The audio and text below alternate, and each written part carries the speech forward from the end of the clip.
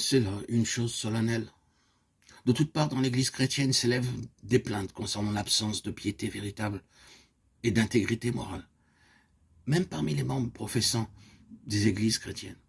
Je me souviens d'un sermon que j'entendis prêcher au sujet de la probité commerciale, en particulier de ce qui se passait dans le pays. Mais je ne veux pas parler ici seulement de la probité ou de l'absence de probité commerciale qu'on peut trouver dans tel ou tel pays. Si nous pénétrons dans les foyers chrétiens, si nous pensons à la vie à laquelle Dieu a appelé ses enfants et qu'il les rend capables de vivre par le Saint-Esprit, et si nous pensons au manque d'amour, à la colère, à l'animosité, à l'amertume qu'on peut trouver, même dans les familles chrétiennes, si nous pensons aux querelles qui existent bien souvent entre les membres d'une même Église, sans parler de l'envie, de la jalousie, de la susceptibilité, de l'orgueil qui existe parmi les chrétiens, alors nous sommes contraints de dire où sont les marques de la présence de l'Esprit de l'agneau de Dieu.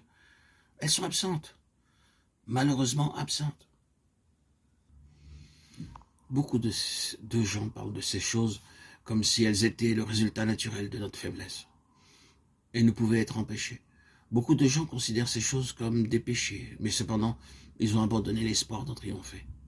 Beaucoup de gens parlent de ces choses dans l'Église et dans leur entourage et ne voient pas le moindre espoir de changement.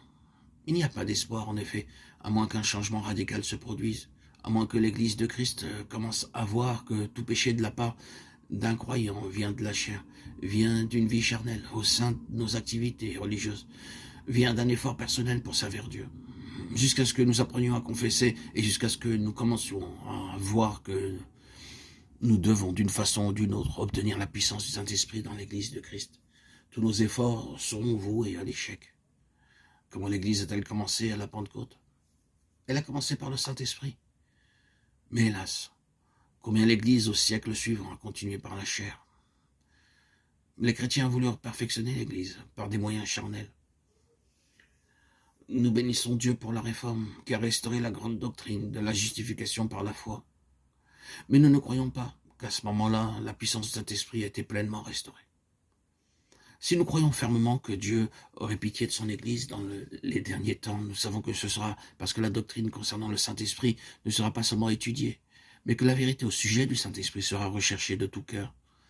Et cette bénédiction de Dieu sera accordée non seulement parce que cette vérité sera recherchée, mais parce que les conducteurs spirituels et les églises chrétiennes s'humilieront profondément devant Dieu avec ce cri: nous avons attristé l'Esprit de Dieu, nous avons essayé d'être des églises chrétiennes avec une part aussi faible que possible de l'Esprit de Dieu. Nous n'avons pas cherché à être des églises remplies du Saint-Esprit. Un prédicateur donnait un jour un terrible avertissement à l'Église de Christ, en disant que toute la faiblesse de l'Église vient de ce qu'elle refuse d'obéir à son Dieu. N'est-ce pas épouvantable à dire? L'Église rachetée par le sang de Christ, l'Église baptisée par le Saint-Esprit refusant d'obéir à Dieu. Et pourtant, c'est ainsi.